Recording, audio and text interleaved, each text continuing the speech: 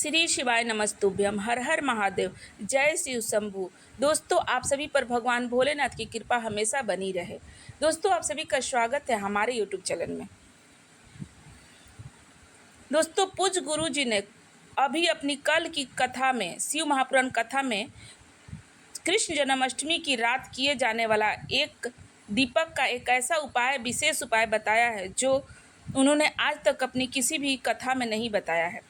पूज्य गुरु जी ने कहा है कि जब आपके हाथ तंग चल रहे हो, जब रुपये पैसे कहीं से प्राप्त ही ना हो पा रहा हो, जीवन में चारों तरफ सिर्फ और सिर्फ परेशानियां आ गई हो, उनसे बाहर निकलने का कोई रास्ता दिखाई नहीं दे रहा हो, तो शनिवार कृष्ण जन्माष्टमी के दिन कर लेना एक दीपक वाला उपाय। इससे इस उपाय से हर मनोकामना होगी पूरी और सभी दोषों से मुक्ति मिलेगी। इतना धन आया कि आप संभाल नहीं पाओगे। माता लक्ष्मी जी और महादेव जी के आशीर्वाद से पूरे साल धन बरसता रहेगा। दोस्तों, जैसे कि आप सभी लोग जानते हैं कि 16 अगस्त 2025 यानी शनिवार को पड़ रही है भाद्रपद महीने की अष्टमी तिथि। और दोस्तों, यह वह तिथि है जो भाद्रपद महीने में पड़ने वाली सबसे बड़ी तिथि है और भाद्रपद महीने की पहली अष्टमी तिथि है, क्योंकि यह शनिवार के दिन पड़ रही है और हमारे हिंदू धर्म में इसका बहुत ही बड़ा और विशेष महत्व बताया गया है।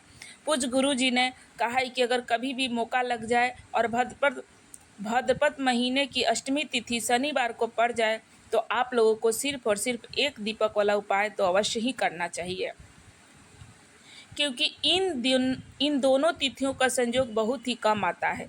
इसी के साथ दोस्तों, गुरु जी ने कहा है कि जब भी भाद्रपद महीने की कृष्ण जन्माष्टमी तिथि पड़े तो आप लोगों को सिर्फ एक दीपक वाला उपाय को अवश्य करना चाहिए। अगर आपने इस भाद्रपद महीने के कृष्ण जन्माष्टमी के दिन अगर इस वाले उपाय को कर लिया तो आपको इस उपाय को करने का वह फल मिलेगा जिसने आपने कभी कल्पना भी नहीं करी होगी। इसीलिए आप लोग इस वाले उपाय को एक बार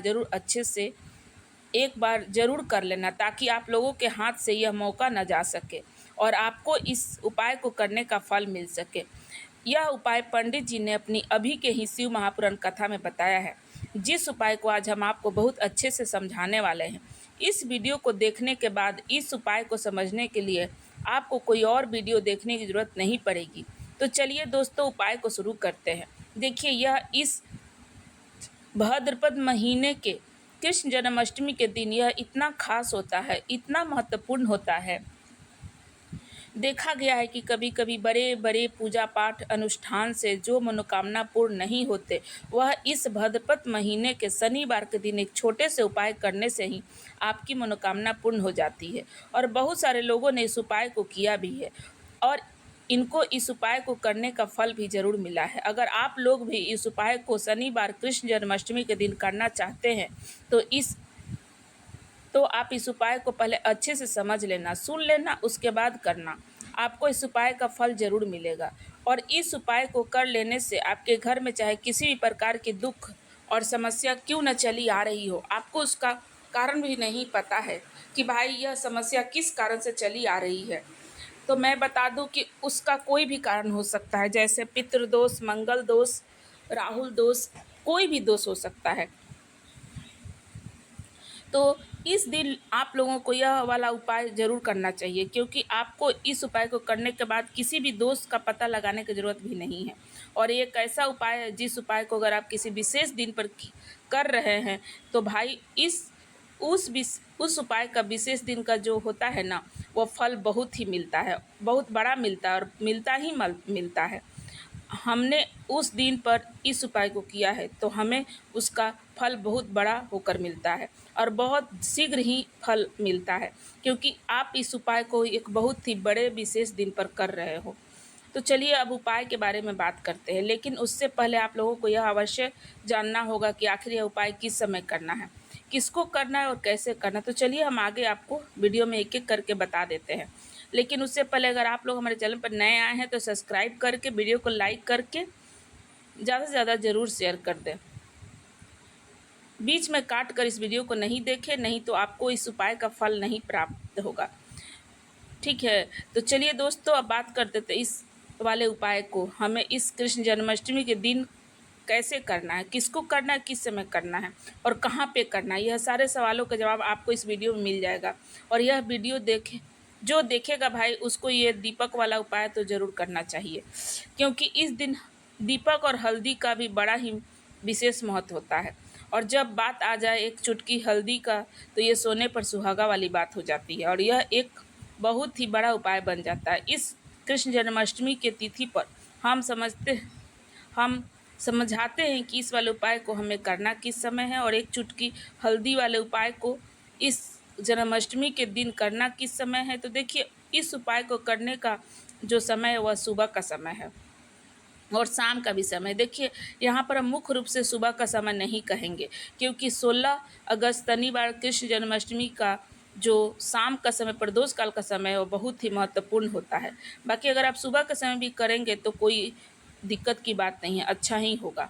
तो चलिए जानते हैं इस विशेष उपाय के बारे में, लेकिन उससे पहले एक प्रार्थना है। जो भी चैनल पर नए आए हैं, चैनल को सब्सक्राइब जरूर कर दें और वीडियो को लाइक करके ज़्यादा से ज़्यादा शेयर कर। देखिए, भादो मास के दिनों में विशेषकर भगवान शिव और माता पार्वती और विष्णु भगवान का पूजा किया जाता है। अब साथ ही साथ कृष्ण जन्माष्टमी का भी दिन पड़ गया है, तो ऐसा समझ लीजिए कि आपके जीवन में धन भी आएगा, सुख भी आएगा, धन बरसेगा भी और साथ ही साथ आपके जीवन में जो कष्ट है वो सब नष्ट भी हो जाएगा। भगवान शिव जी और भगवान कृष्ण जी सब दूर भी कर देंगे। तो चलिए सबसे पहले बात कर लेते हैं सबसे पहले वाले उपाय की, जो कि श्री कृष्ण जन्माष्टमी वाले दिन आपको विशेष कर करना है। इस उपाय को करने से आपकी कोई भी ऐसी इच्छा, कोई भी ऐसा विश नहीं होगा जो पूरी नहीं होगी। तो आपको बड़ी से बड़ी जो विश और मनोकामना की पूरी हो जाती है अगर आप इस उपाय को इस जन्माष्टमी में वाले दिन करते हैं। तो इस उपाय को कर लेते हैं। तो देखिए, आप सभी जानते हैं कि श्री विष्णु जो है ना, वो तुलसी दल उनको प्रिय है। बिना तुलसी माता के श्री हरि विष्णु अधूरे हैं और बिना तुलसी पत्ते के श्री हरि विष्णु का भोग अधूरा है।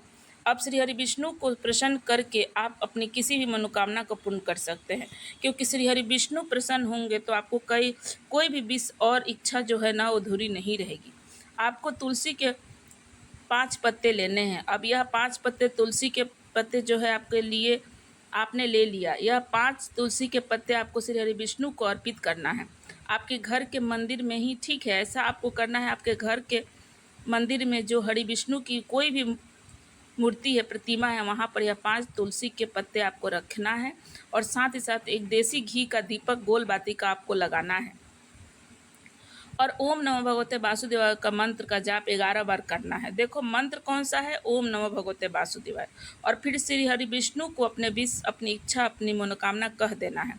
फिर देखना आपके विश और इच्छा, जो भी आपकी मनोकामना है, सब आपके जीवन में कोई भी निर्धनता चली आ रही हो, आपके घर में गरीबी हो, सब दूर होते चले जाएंगे। आपके धन जो होंगे ना वो आगे बढ़ते चले जाएंगे। आपके फिजूल खर्ची भी बहुत जो होती है वो रुक जाएंगे। आपके पास नहीं पैसा रुकता, वो भी रुकने शुरू हो जाएंगे। आप चाहते हैं कि पैसा आपके पास रुके, या फिर घर में कोई भी व्यक्ति ऐसा है जो बहुत दिनों से बीमार चला आ रहा है, किसी का विवाह नहीं हो रहा है, जो भी आपकी इच्छा है, आपको इस वाले उपाय करने से आपके सारे विष भगवान श्री हरि विष्णु से कह देना। साथ ही साथ सबसे बड़ा, साल का सबसे बड़ा दिन है। यह दिन इतना उत्तम है कि जो आपकी श्री हरि विष्णु से मांग लोगे ना, तो वो जो उनसे कह दोगे वह आपकी विश, आपकी मनोकामना को बहुत जल्दी पूरा कर देंगे। तो यह रहा पहला उपाय। चलिए बात करते हैं दूसरे उपाय की। तो चलिए बात कर लेते हैं दूसरे उपाय की। तो देखिए, आपके जीवन में अधिक संकट, अधिक रोग, धन की समस्या लगातार जीवन में बनी हुई है। 1 रुपये को प्राप्त करने के लिए आप बहुत अधिक मेहनत कर रहे हो, तो आज रात्रि में सोने से पहले आपको यह एक चमत्कारी दीपक का उपाय अवश्य करना चाहिए। या फिर यदि आपका जो व्यापार है, बिजनेस है, दुकान है, वह अच्छे से नहीं चल पा रहा है, तो आज रात्रि में इस विशेष दीपक का उपाय अवश्य करना चाहिए। दोस्तों देखो, दीपक घर से नकारात्मक शक्ति को बाहर करता है।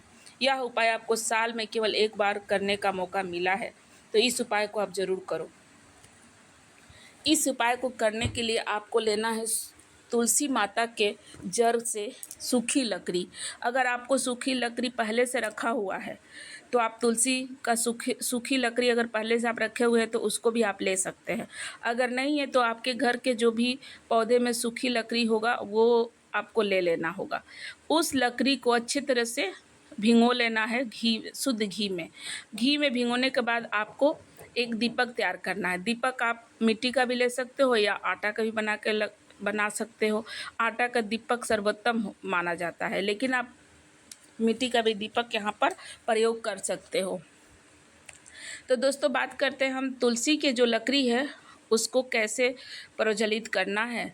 तो उसको आपको प्रज्वलित ऐसे करना है कि वहाँ पे रुई लपेट लेना है उस लकड़ी पर, क्योंकि देखिए ऐसे आप जलाओगे तो तुरंत से वो जल जाएगा। तो इसलिए उस पर रुई आप लगाओगे तो कुछ देर तक जलते रहेगा। तो रुई पूरे अच्छे से लपेट लेना है उस तुलसी के लकड़ी पे, और उस दीपक में आपको रख देना है पूरा भर के, उसमें घी रख के।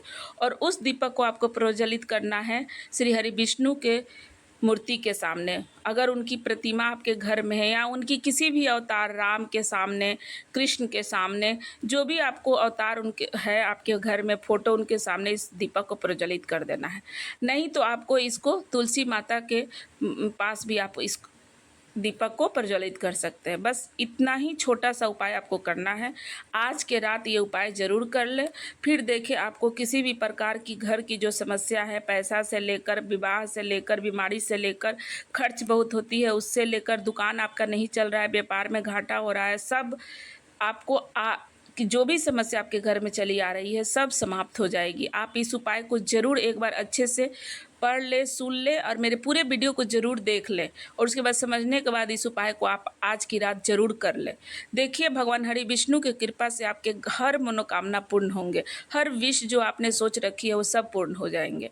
मुझे आशा है कि आप वीडियो पसंद आई होगी। आप लोगों को वीडियो पसंद आए तो लाइक कर दे चैनल को, और वीडियो को लाइक करके चैनल को सब्सक्राइब करके वीडियो को ज़्यादा से ज़्यादा शेयर करें। धन्यवाद।